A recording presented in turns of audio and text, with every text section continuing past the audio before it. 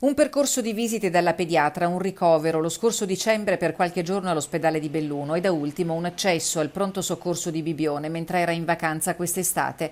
La storia clinica del piccolo Marco, il bimbo di appena 3 anni morto improvvisamente ieri in casa a Valle di Cadore, viene scandagliata in queste ore dagli inquirenti. La procura di Belluno ha chiesto l'acquisizione di tutta la documentazione sanitaria prodotta nel corso dell'ultimo anno per verificare quale o quali patologie siano state indagate.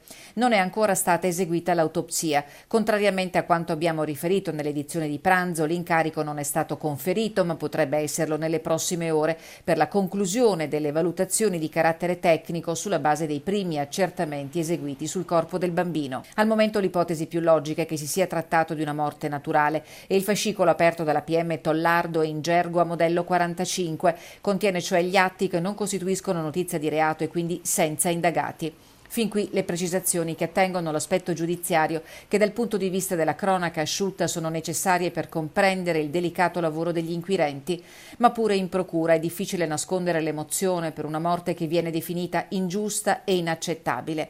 Lo strazio è indicibile a Valle di Cadore dove la notizia ha raggelato il sangue a tutta la comunità. Questa è una tragedia che colpisce tutti, logicamente prima di tutto i familiari, ma sono quelle cose che ti sembrano sempre lontane, che forse speri sempre lontane e poi ti ritrovi troppo vicine. Io ogni tanto, qualche mattina magari mentre vado in comune mi fermo all'asilo, faccio visita così alle suore, i bambini li vedi, poi in un paese di 2000 anime chi più chi meno ci si conosce tutti, quindi conoscevo il bambino per averlo visto alcune volte, ma insomma soprattutto la famiglia, ecco, la mamma e i nonni. Ora l'attesa è per il nulla osta della magistratura allo svolgimento dei funerali. Credo che tutti gli abitanti di Valle, ma non solo, abbiano il desiderio insomma di portare, non credo una parola di conforto, credo che in queste parole basti proprio la presenza, il silenzio e se può servire una preghiera.